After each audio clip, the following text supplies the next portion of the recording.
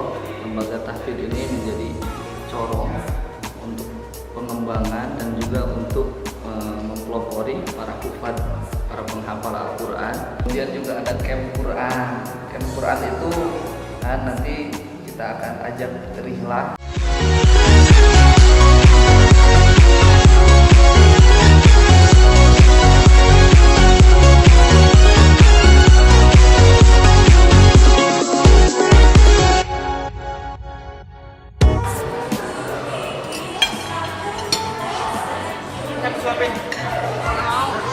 Hai, sekarang kita lagi di salah satu rumah makan dekat klinik. Sebenarnya hari ini sih kita nggak akan kemana-mana ya tadinya. Tapi karena mau ngecek persiapan untuk openingnya rumah tahfidz, jadi kita hari ini mau melihat kondisi di sana kayak gimana sebelum nanti. Karena sebentar lagi kan bulan puasa. Nah, rencananya tuh sebelum bulan puasa tuh pengen banget opening itu sebelum bulan puasa. Tapi karena sekarang udah waktunya mepet banget, jadi kita harus ngecek ke sana. Tapi tetap pakai masker, bawa hand sanitizer.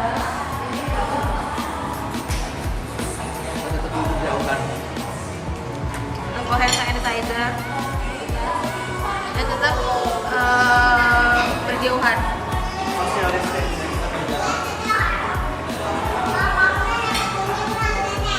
Oke, jadi habis sarapan tadi aku sempat ke Namah dulu, kayak agak lama gitu makannya. Habis dari sini ntar habis sarapan kita bakal langsung menuju ke rumah yang aku wakafkan untuk rumah tahfidz. Nanti kita bakal lihat kondisinya gimana, karena banyak juga teman-teman kemarin yang udah bantu, alhamdulillah. Ada yang bantu berupa uang, ada yang bantu berupa barang. Nanti kita lihat di sana udah ada apa aja yang persiapan untuk santrinya nanti bulan puasa memulai sekolah.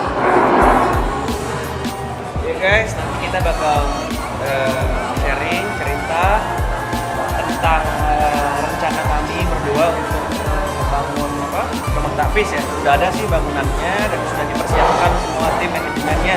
Nanti kita akan jelasin sih sebenarnya ini tuh idenya bagaimana awalnya bisa punya pemikiran untuk membuat rumah tahfidz. Nanti kita jelasin. Terus yang kedua adalah visi-misinya apa. Yang ketiga siapa aja sih pengurusnya, semuanya nanti kita akan sharing. Di sana nanti Ada Ustaz, ada kita kan ada travel dan ada Ustaz pembina di travel kita. Nah nantinya kami berkolaborasi dengan Ustaz kami tersebut untuk bekerjasama menjalankan rumah tahfidz ini, pondok yatim rumah tahfidz ini. Sebenarnya untuk saat ini planning kita yang bakal jalan dulu pertama adalah pondok yatimnya dan rumah tahfidznya. Tidak menutup kemungkinan nanti akan berubah. Ya intinya sih semoga ini semua untuk membantu kami dan dapat menginspirasi juga yang lain untuk selalu berbuat baik.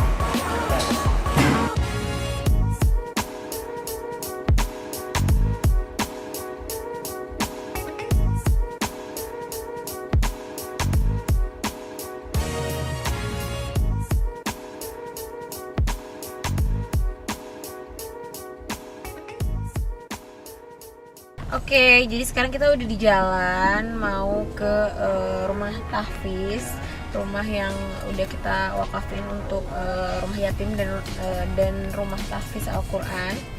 Nanti di sana bakal ada ustadznya juga, bakal menjelaskan visi dan misi apa yang akan diselenggarakan di sana, kegiatan apa aja yang bakal ada di sana, ya kan? Ya jadi sih ingin sedikit menjelaskan bahwa ide dari mewakafkan rumah bangunan kami ini, idenya adalah udah lama Medina sih. Jadi karena kita kan punya usaha dan sebagai umat muslim, kita itu bukan hanya harus taat pajak aja sama negara, tapi kita juga harus taat zakat, karena kan perintahnya sangat jelas bahwa kita harus menunaikan sholat wajib dan menunaikan zakat. Jadi memang sholat dan zakat ini sangat berdekatan dan ini adalah merupakan perintah wajib. Nah, akhirnya Medina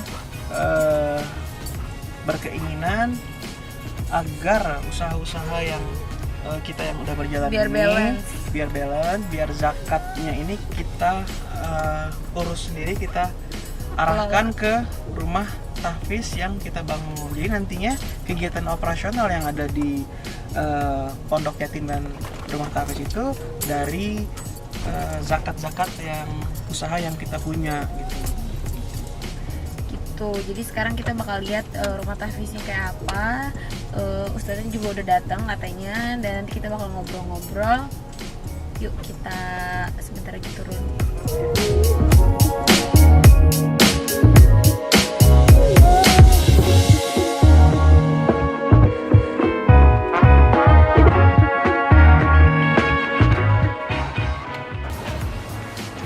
Nah teman-teman, ini nih bangunannya yang akan kita wakafkan untuk kegiatan rumah tahfiz dan pondok yatim.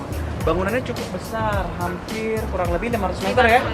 Tadinya ini mau kita jadiin tempat tinggal, tapi akhirnya berubah pikiran ya, karena memang udah ada niat sejak lama Medina ingin punya kegiatan yang baik seperti membuka rumah tahfiz dan ingin mengalokasikan zakat-zakat yang ada di perusahaan. Ya udah dikelola sendiri. Akhirnya kita langsung aja udah kita jadiin aja. Terus juga secara kebetulan bangunannya udah kayak bangunan tempat peribadatan itu, kayak bangunan-bangunan Timur Tengah gitu sih. Iya, ini udah ala Maroko gitu. Dan nanti kita bakal keliling di dalam, tapi sebelum keliling di dalam kita bakal ngobrol-ngobrol sama Pak Ustadznya. Ya, nanti kita mau mungkin ada dari susunan pengurus di rumah tahfiz ini, yang mana adalah ustadz-ustadz yang bekerja juga di Medina Zain Tour and Travel yang biasa menghandle umroh. Nah, nanti kita akan tanyakan langsung. Yuk kita tanyakan langsung sama ustadz-ustadznya.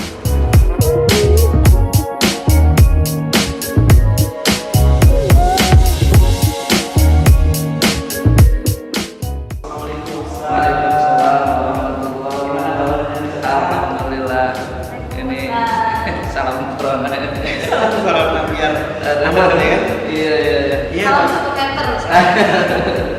Iya Pak Ustadz, jadi kita ingin minta sedikit keterangan Pak Ustadz, informasi mengenai rencana kami. Kan Pak Ustadz nanti kan jadi pengurus juga di sini, mungkin bisa sharing ke teman-teman apa aja sih yang menjadi visi dan misi dari rumah tahfiz ini, dan nanti kegiatannya seperti apa, dan bagaimana nanti cara-cara ada orang yang ingin belajar di sini.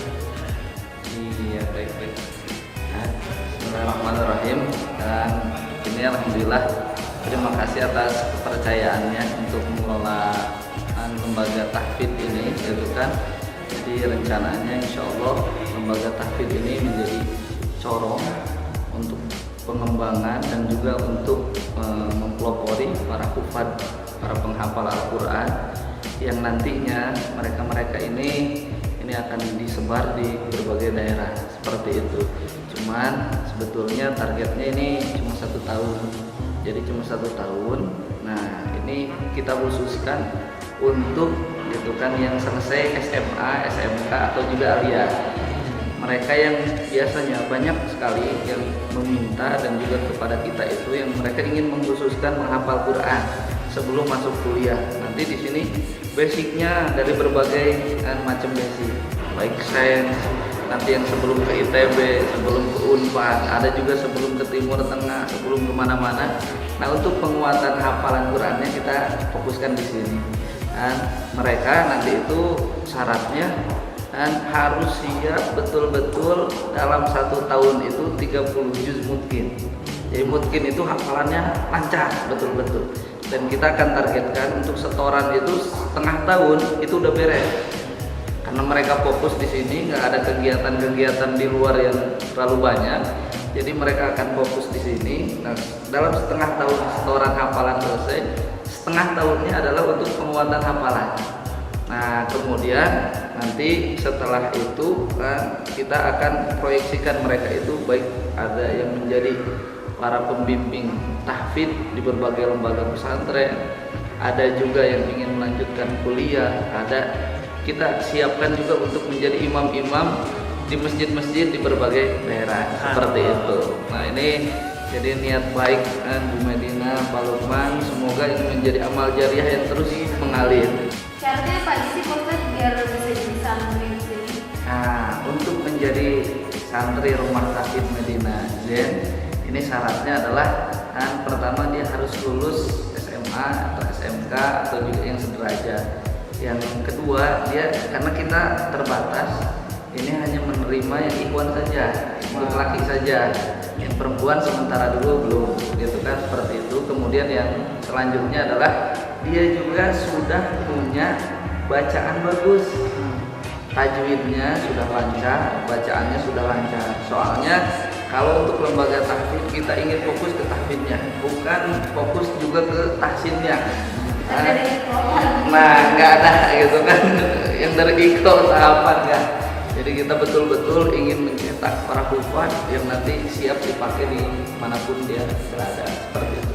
Itu syarat umumnya, dan insya Allah kan semua fasilitasnya gratis. Makanya syarat yang terakhir itu adalah siap dalam setahun itu, sebelum setahun itu sudah harus hafal 30 juz.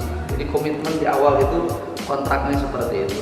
Nggak boleh setengah tahun keluar belum beres, nggak. Dia jadi di awal harus ya seperti itu. Oke, jadi tadi kurang lebih teman-teman mekanismenya dan cara-caranya satu, dari para ikhwan-ikhwan yang akan mendedikasikan di sini harus sudah bagus bacaannya, dan yang kedua kuotanya juga limitatif ya, terbatas. Dan yang ketiga Terbatas juga. ya karena memang juga ini kan tempatnya memang kita menyesuaikan dengan tempatnya. Nah yang ketiga harus komit dengan syarat dan ketentuan yang berlaku. Salah satunya adalah bersedia untuk menyelesaikan hafalan 30 juz selama 1 tahun.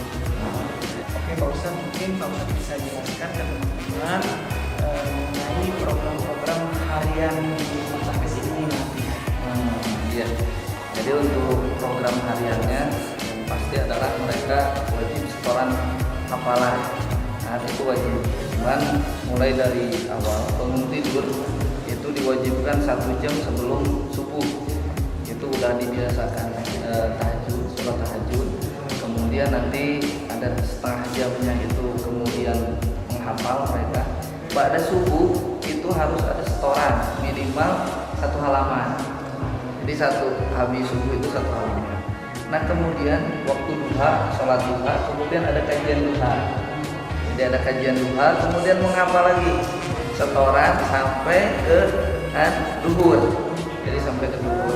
Nanti setelah duhur biasanya makan, istirahat, seperti itu. Kemudian asar. Nah di situ nanti menghafal lagi.